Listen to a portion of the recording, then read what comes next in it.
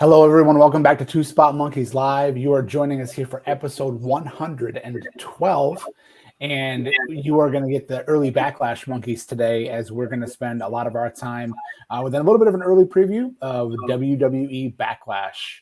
I'm not going to call it WrestleMania Backlash. I'm Tom, joined as always by Jim. No backlash for us, Jim. How are you today? I am good. And sorry, I think I clicked go live and then didn't say to you like, hey, we're going. So good catch on our start. No, I'm good. Yeah, so programming note for those listening, next week was going to be tough for us to get together and make backlash picks. And since WWE actually has 7 matches announced a week ahead of time, and since next week wasn't probably going to work for us to get together and record, we just decided, well, what the heck, let's make the picks early. Well, we realized that, major things could happen in the next week to change this. So I think we do need to probably give ourselves a caveat that, we can edit these within the next week in our fantasy league and that sort of thing, and let each other know if we need to make a change because something major changes. But that seems unlikely with the way WWE does things. So we thought, well, let's go ahead and make our backlash picks a week early, because again, they got 7 matches announced ahead of time. Good job, WWE. I mean, AEW can't do that. Ring of Honor can't do that. I thought Ring of Honor, Supercard of Honor was going to end up being like a mystery vortex show from PWG there for a while, where they were just going to, people would come out and be like, oh, they're on the show now. So yeah, they got 7 matches announced. Of course, the WWE draft begins this evening. We're recording Friday morning. Depending on when you're listening to this, the first section of it may have already happened. And so we might get a chance to talk about that at the end. We'll just see how our timing is going this morning, and maybe do a little fantasy drafting. It is draft season, NFL draft, WWE draft. You and I love drafting. So, we enjoy fantasy drafting and that sort of thing too. So Tom, let's talk about Backlash. There are, as we said, 7 matches already announced. So we're just going to kick right. Let's see. I didn't pull up our scores. I know I'm trailing by 1. Yes, you are trailing by 1, but you actually came out on top at WrestleMania by 1. So I'm forgetting. What the heck do we do, Jim? I feel like we may have gone back and forth on this, but lately I feel like we've gone by whoever did better at the last show, the other person picks first. So I think you get the first pick. Okay. And I'm fine with that. I don't have a strong feeling either way on who picks first. I didn't really look through this order to decide if there was something I wanted you picking first on. So, because sometimes we do have that feeling of, I wish you got to pick first on this. Love the strategy of that. Yeah, absolutely. Well, we'll give you the first pick on the Raw Women's Title match. Bianca Belair defends against Io Sky. Yeah, it's Bianca Belair here for me, without a doubt. But this has been an interesting thing where Bianca's been having this ongoing thing with Damage Control since they kind of shifted away from Becky and Lita and Trish. It was interesting, though, like this past Monday on Raw, you had a really great 6-woman tag. It would have been smart, in my opinion, to have Damage Control come out on top to like give this match a little bit more steam. That didn't happen. So, again, still there will be TV between now and then to still give us perhaps that scheme. It doesn't exist now. This should be a great match, but Bianca all the way. Yeah, I kind of want to pick Io because I think that I hate that they haven't really given her a shine as a singles competitor on the main roster, and that could, strap the rocket to her, pretty well. I like that there was a little bit of tension teased in Damage Control, although I really don't want to see Damage Control break up. But I do think the draft is quite possibly the end for Damage Control. I'd love to see Io win, but I'm with you. I just think it's Bianca. I don't think you've built up Io enough. I think eventually, like WrestleMania next year, we get to Bianca Rhea, because that seems to be, they keep teasing it. And it's probably the biggest women's match not utilizing someone like Trish or someone from the past, or probably the biggest women's match they can do right now. And that's pretty crazy to say when I didn't just use the word Charlotte Flair or Becky Lynch, and the biggest women's match could be Bianca Belair and Rhea Ripley. I think they've done a nice job with those two. So I think Bianca gets the win here as well. SmackDown Women's Title match is next, and that's of course Rhea, who we just talked about, defending against Zelina Vega. I like this matchup because I like Zelina Vega. I wish they'd let her wrestle more. She's very good in the ring. I think she's got a lot of good personality. She's from Puerto Rico, so makes a total ton of sense that she would have a featured match here on this show in Puerto Rico. Her winning in Puerto Rico would make a lot of sense, but there is like absolutely no chance that's going to happen. Rhea is near the top of over acts in WWE right now. Like if you just ranked who is over in WWE, like she's up there with Cody. She's up there with Sammy. She's up there. She's up there. I love the face off with Solo Sikoa a couple of weeks ago on Raw, where even Paul Heyman was like, "Hey, switch spots with Solo." Like he was trying to stop the Rhea Solo, thing from happening. I thought that was great. Rhea is she's over like Rover. There's no way Rhea's losing that title anytime soon. I wouldn't be stunned if she holds on to it the rest of the year, or if she loses it, it's going to be a very short and then get it back kind of thing. And it's not going to be to Zelina. I'm sorry. They have done nothing to build Zelina other than say she's from Puerto Rico, so she deserves a match in Puerto Rico. So the build for this has been lackluster at best. I get it, but there's 7 matches. We talk about our confidence points a lot for the Fantasy Wrestling League. This will be my 7. No question. I love that you already brought that up because that's where my mind was already going to. I was like, I can't wait to be the first person to name confidence points. You usurped me, Jim. Thank you very much. Without a doubt.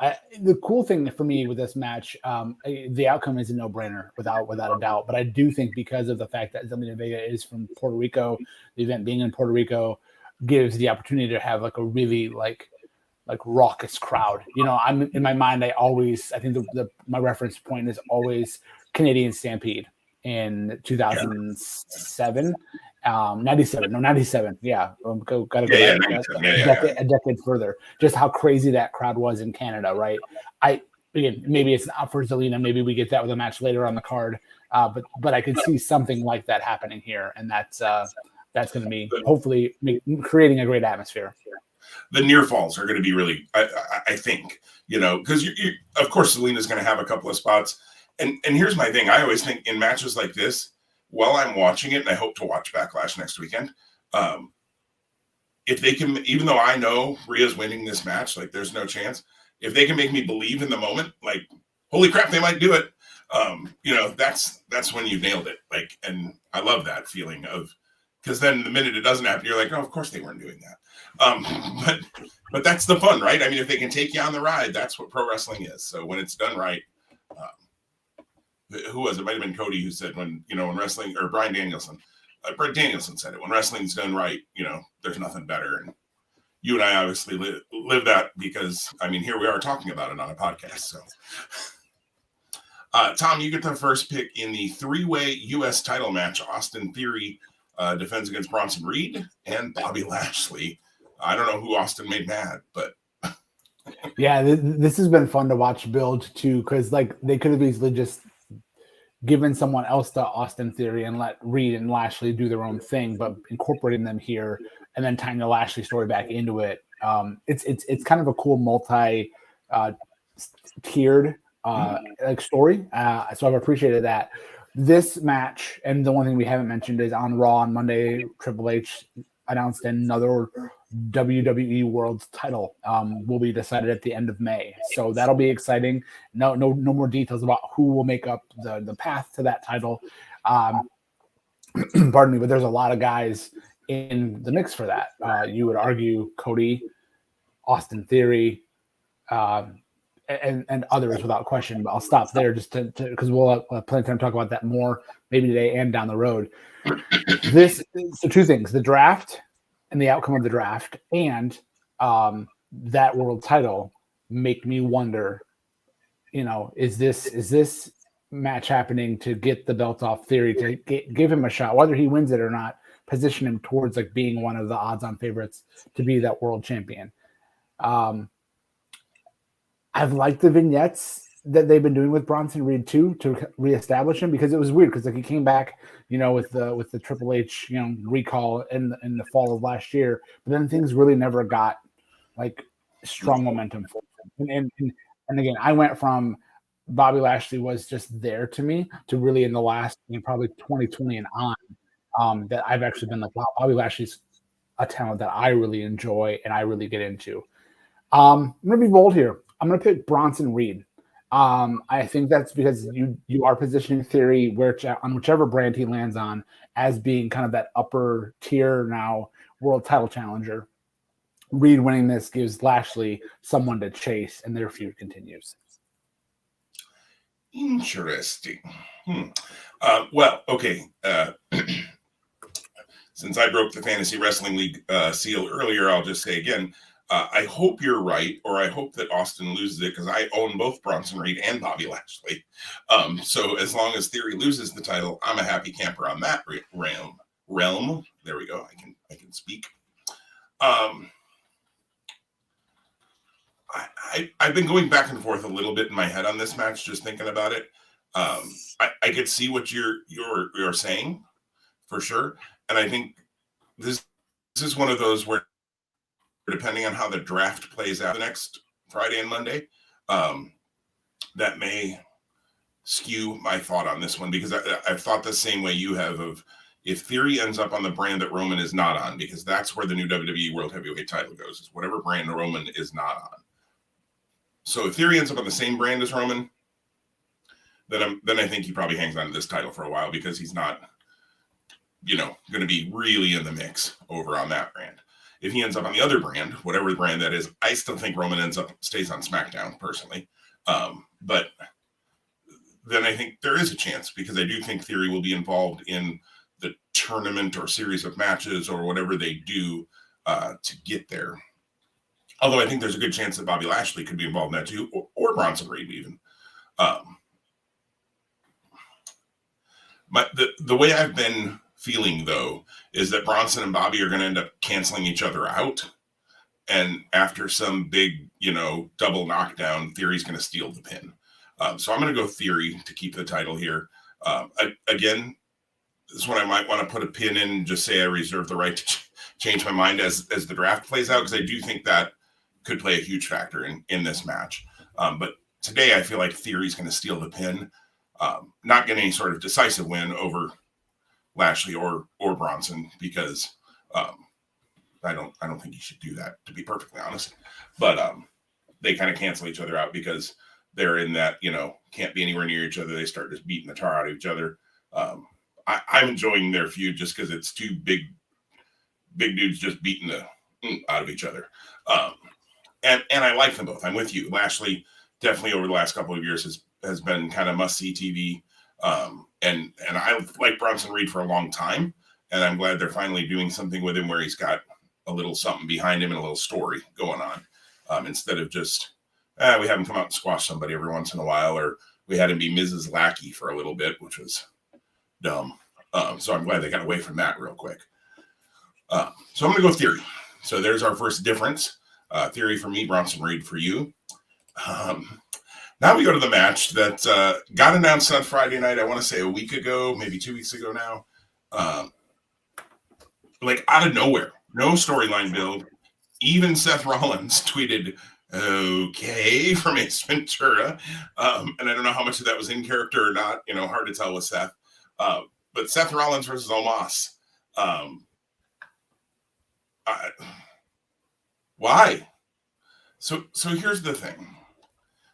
I'm going to pull up our crackpot research team here online really quick, because so you had Omos, who really hadn't been on TV basically at all, and then you brought him in for Lesnar. Now I guess I'm looking back, and I guess I thought he had lost more recently, a lot more recently, but he really hadn't. But he hadn't been on since January in his singles match. He won in January. He won in March over Elias and then Dolph Ziggler. Then he beat Mustafa Ali in March. Then, of course, he lost to Brock at Mania, and now he beat Elias again. I mean, you're not building him up as anything special. He's only beating guys that everybody else beats, frankly. And then he gets beat by Brock. And now he's going to get beat by Seth.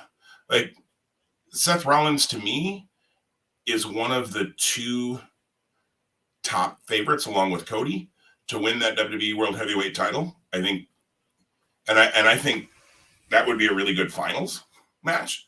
Seth and Cody, there's a lot of story there. There's a lot of all that. Seth is in a very different place than he was character-wise, and babyface heel-wise than when they were feuding.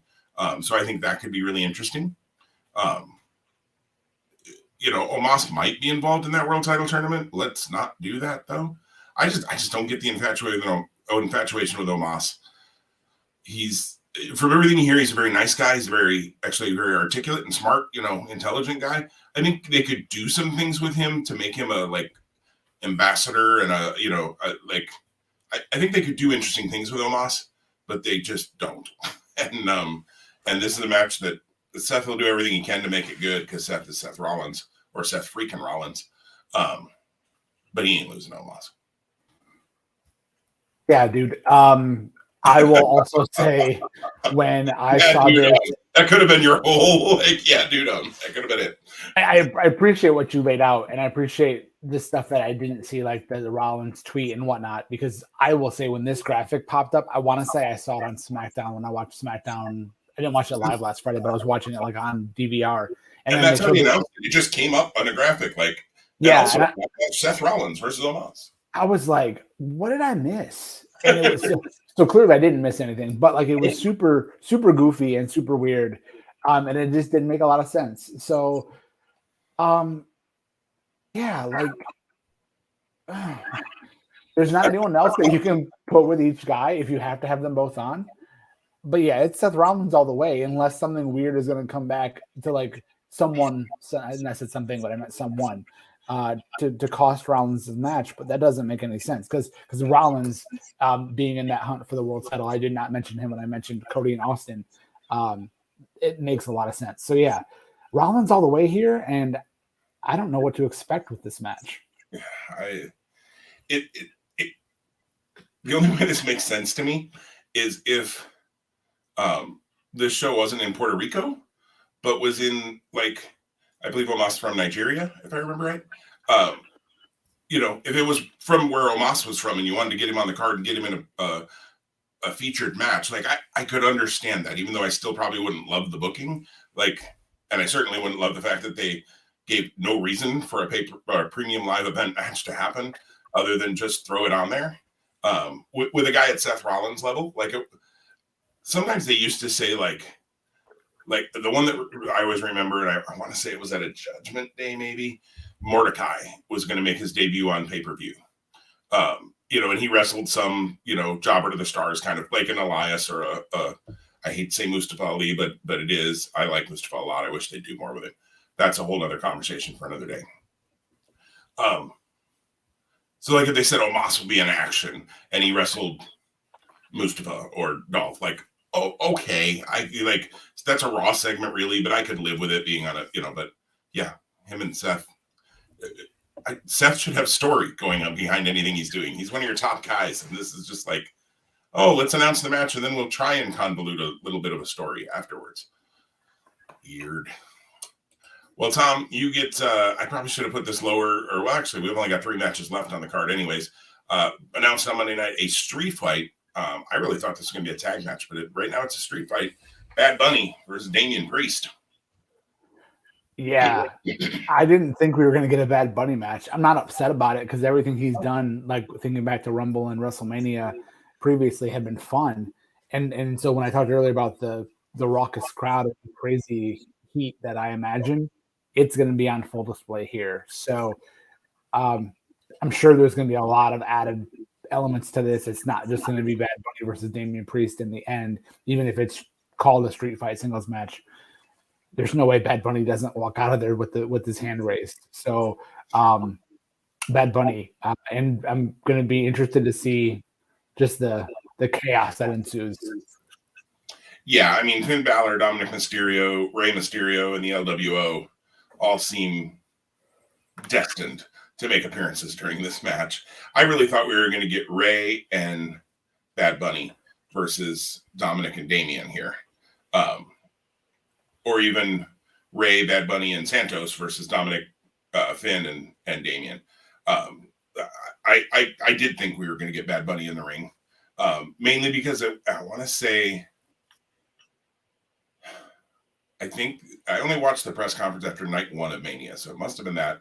And they had announced that Bad Bunny, would be hosting Backlash already. And they asked Triple H, somebody asked Triple H if Bad Bunny would be in the ring. And he got a really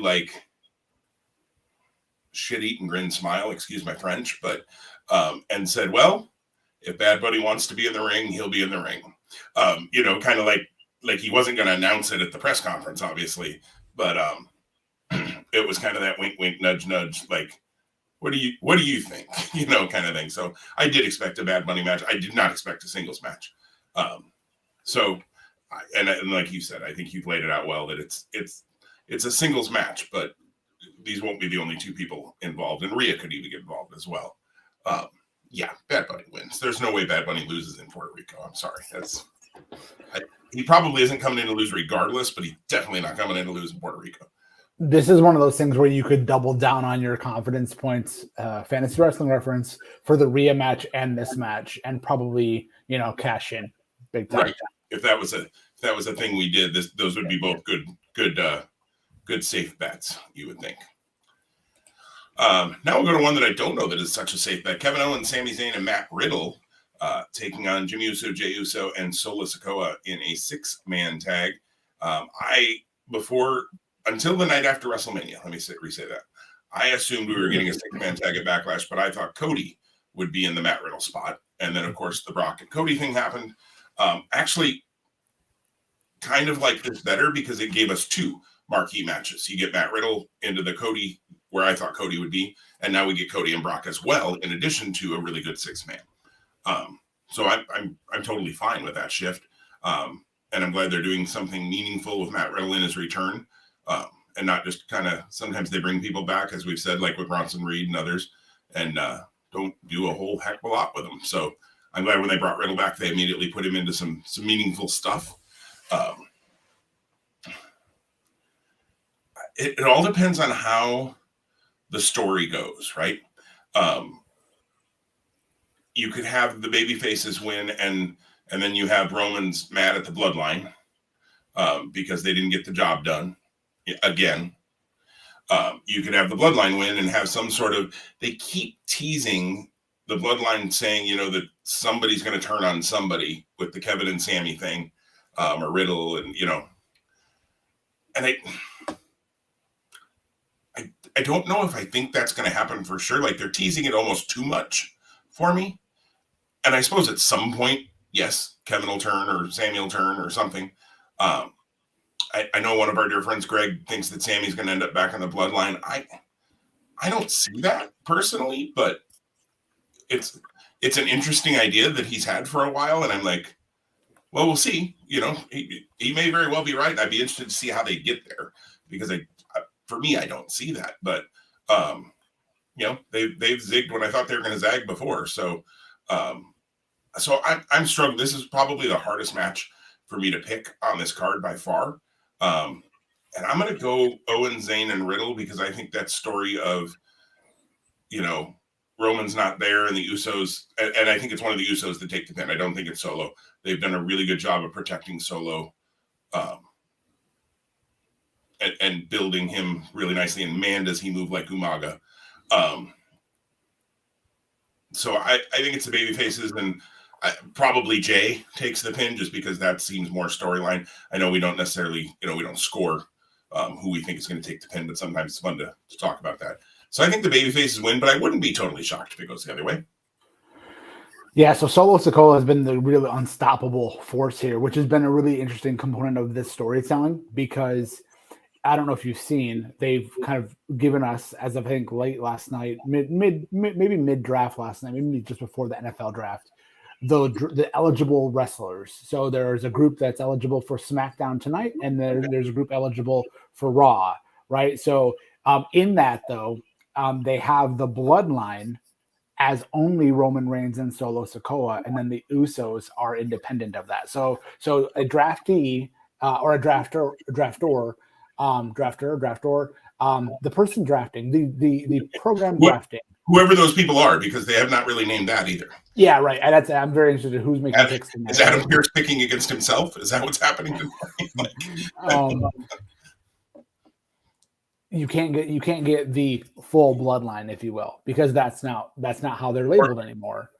Or it would take two different picks to do so. Yeah, correct. So that again is part of the storyline of when we get to the eventual point where Roman finally has lost his patience and Solo does snap on either Jimmy or Jay, and that's how we have that break off. That's going to be really interesting. This story has been magnificently told through all of last year with the Sami Zayn component, and it now continues on here. I also like that there's the WrestleMania rematch that tonight at the draft. They're also having KO and Sami defend the titles, so that will. I don't expect the title change, but I imagine maybe a dirty finish or dusty finish, if you will. No, not a dusty finish because that'd be a false finish. I'm going to call it a dirty finish because to give more towards this, but also to kind of create that, like, the Usos aren't doing what the head of the table wants them to do. And then with him not here in Puerto Rico, and then they lose again, to have to face him again is going to be when the chickens come to roost, if you will. So yeah, KO, Sami Zayn, and Matt Riddle are my pick here as well. I'm just kind of glancing through those lists, and that'll take more time than I can put into it this morning right now. But interesting.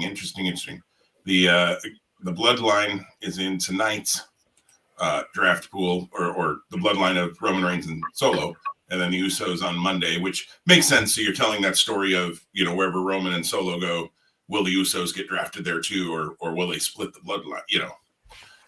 Interesting. And also Rhea Ripley listed separately from the Judgment Day on the draft pools as well. So interesting. I will not see the draft live tonight. I have trivia night, but my wife works Saturday and Sunday this week, so I will be at home watching the Cubs twice this weekend because I actually get Cubs games for the first time this season.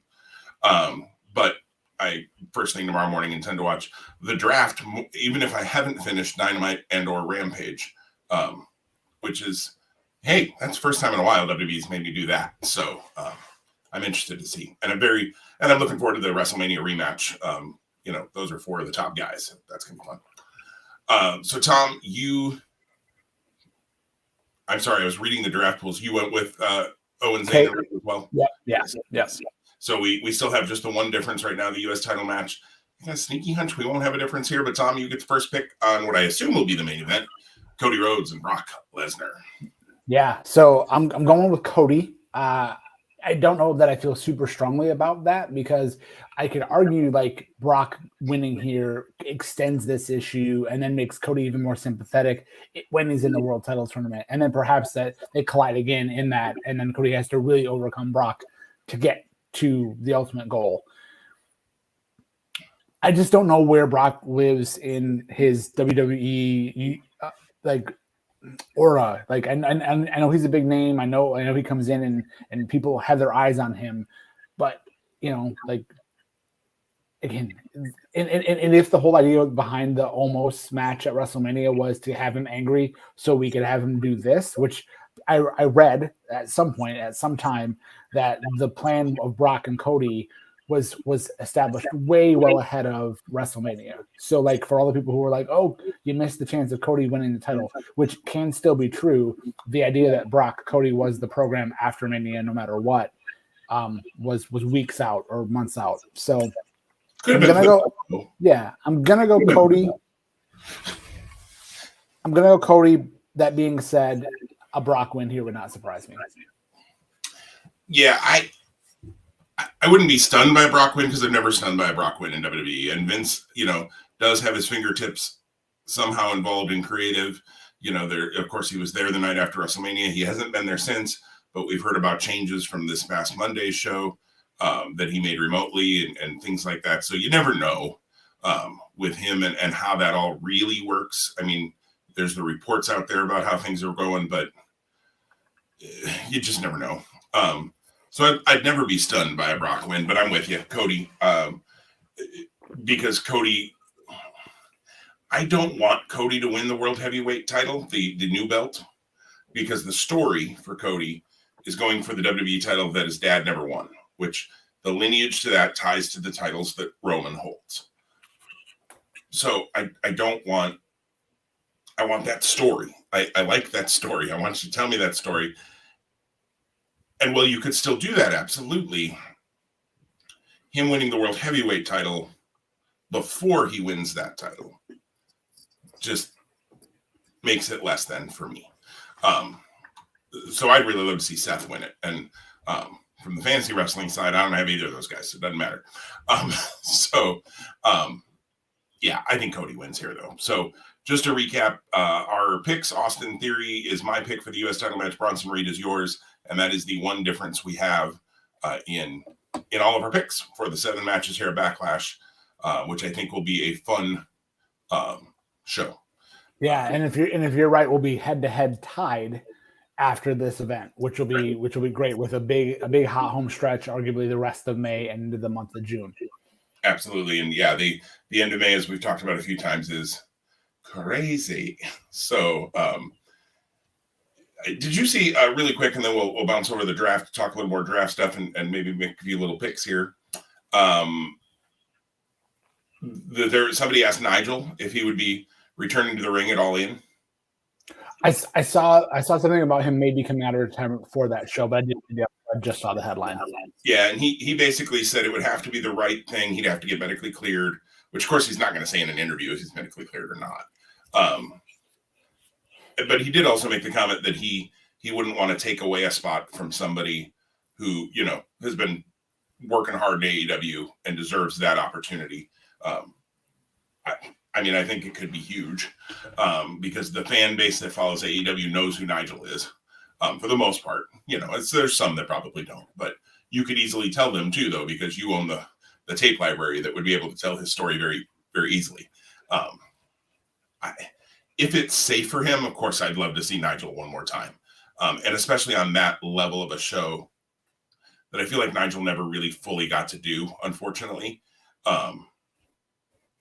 So that would be cool. But, and I could sit here and fantasy book about 15 different matches that I think that would be fun to see Nigel in. But I just saw it, and I don't know why. We were talking about Memorial Day weekend, and which isn't All In, but it made me think about it. So.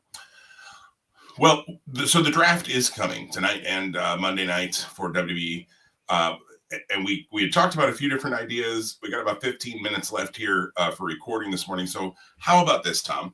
If you want to pull up, and maybe you already do, those eligible draft lists for the 2 pools for tonight and Monday night. Let's have you represent Raw or SmackDown. I'll represent the other. And let's make 3 picks each.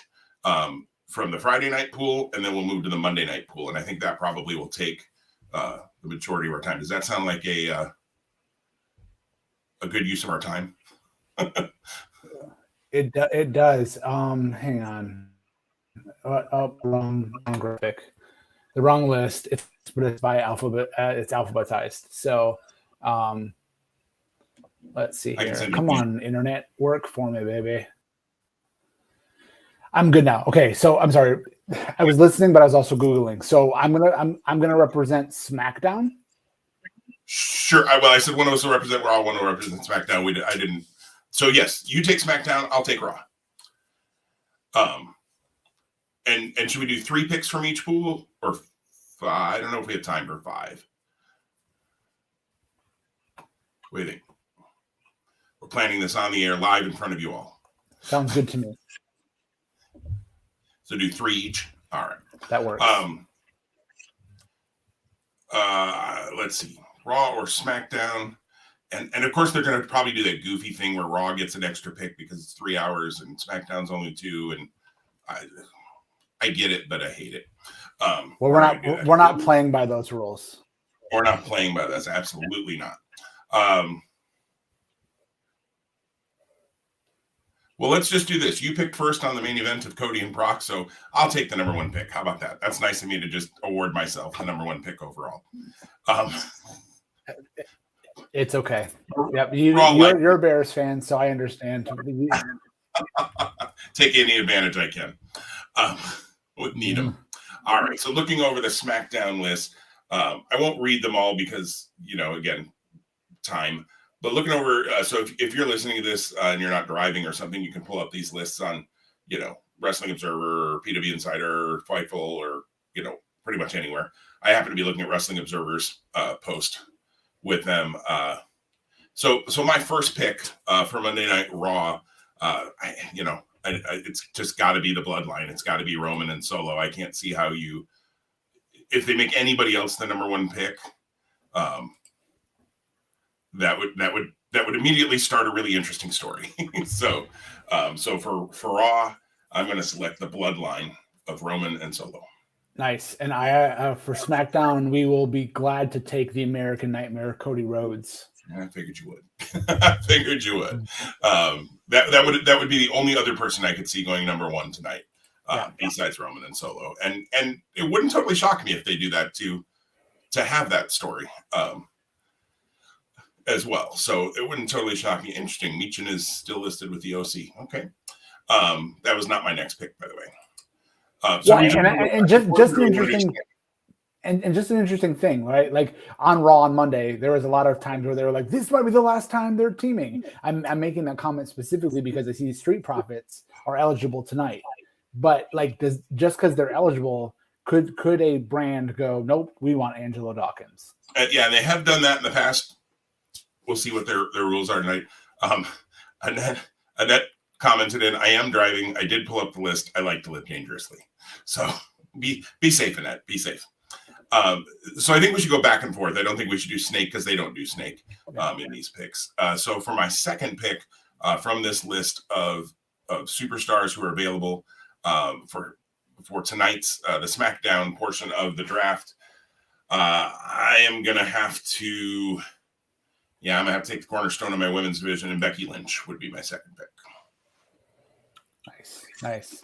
Yeah, and I for SmackDown am going to take the entire group of Imperium: Gunther, Ludwig Kaiser, and Giovanni Vinci. I like that. I like that a lot. Yeah, Gunther is. You figure they're going to be a high pick because of Gunther.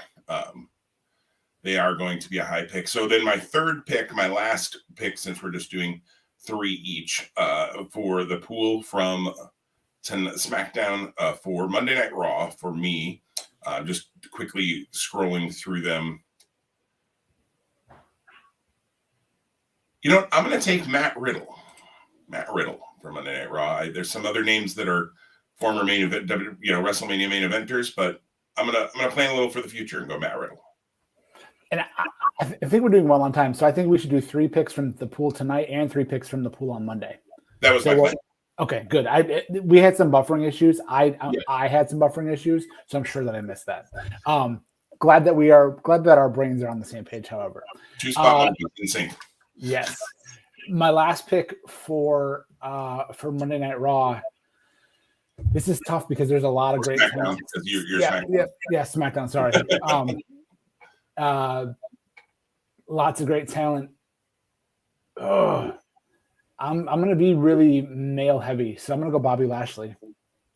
And I definitely had considered him there for the third. So I went Bloodline, Becky Lynch, and Matt Riddle. You went Cody, Imperium with Gunther, and Bobby Lashley. So I think those are all, if those aren't all top 10 picks tonight, I would be surprised. Yeah, and the biggest snubs from that list, in my opinion, that we left on the board: Bianca Belair, Edge, and Drew McIntyre. Not necessarily in that order.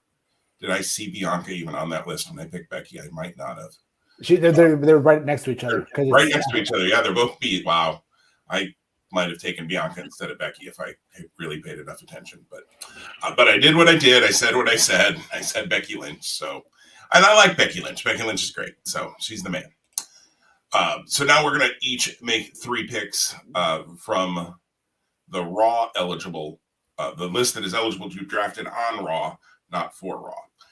Do you want me to pick first again, or do you want to pick first this time, Tom?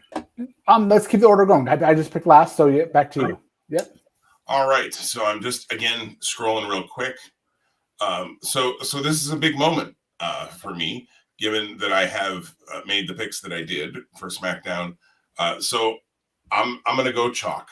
I'm going to keep the bloodline together, and I'm going to take the Usos, Jimmy and Jay, number one on Monday night. That sets up nicely for me. I'm going to keep the tag champs together. I'm going to take Kevin Owens and Sami Zayn. Yeah, I like that too.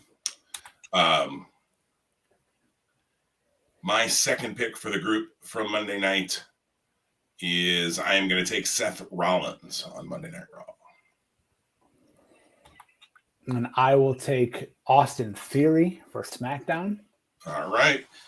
And then I am going to continue to build that women's division and add Rhea Ripley as my third pick for Monday Night Raw and let her punch me in the face for not picking her sooner, probably.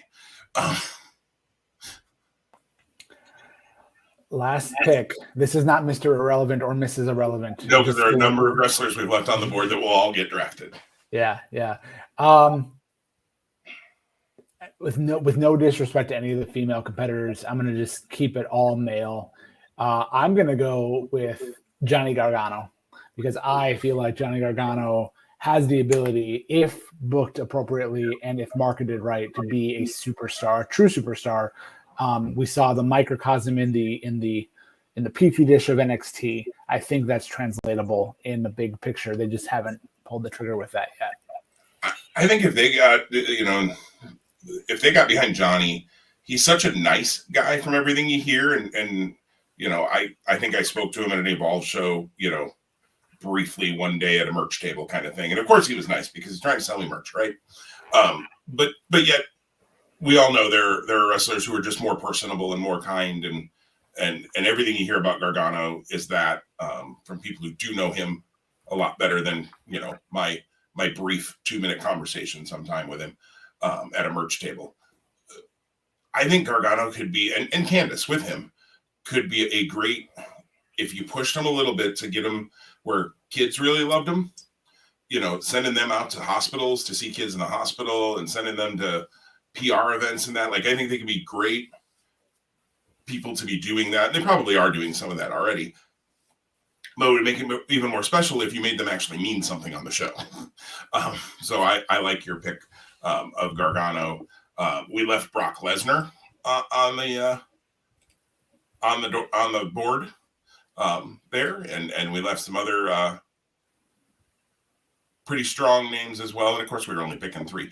I do find it interesting that they have select NXT superstars listed on both nights, so they're not telling you who they are. Tom, I know you normally or often don't get to see NXT. Have you read NXT? Have you already scored it? I didn't even look. Nope, it's in the DVR. I may get to it today. I hope to start getting to it today. I know nothing of what happened on Tuesday. But then I'll say nothing because I think there's a chance after the events of Tuesday night that we might know or have a hint at some of who those might be. But I'll let you, since you might actually get to see it, not spoil that.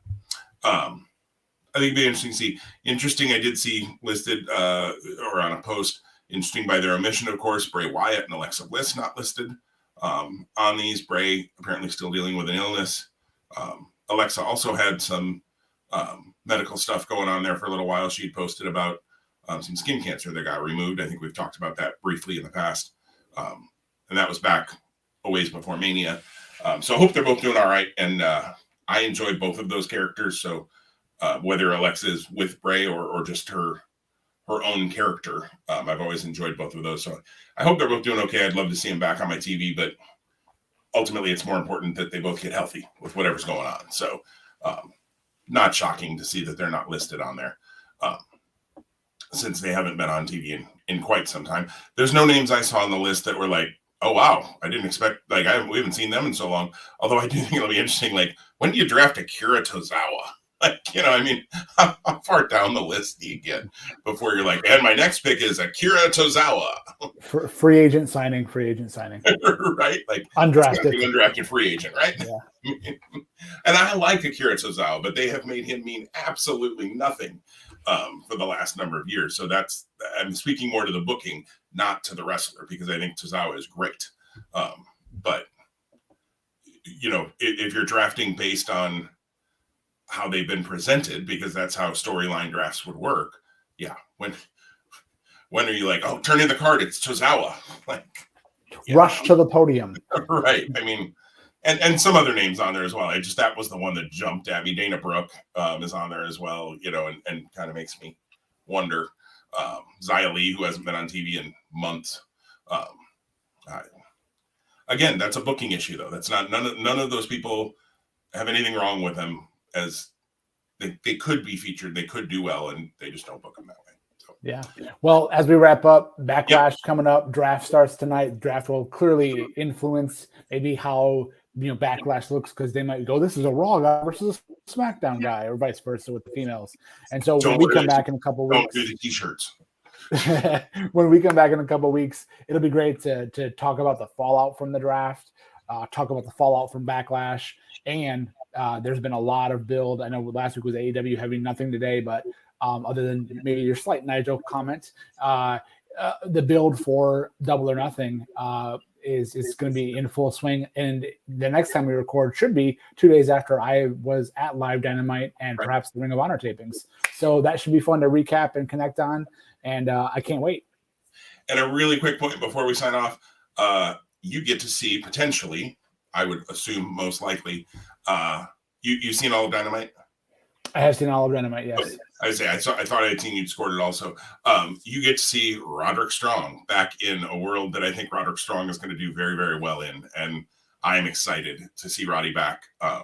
Always liked Roddy. I thought him with Diamond Mine was really great. I don't know what happened there to end that, relationship, and he wasn't happy, obviously.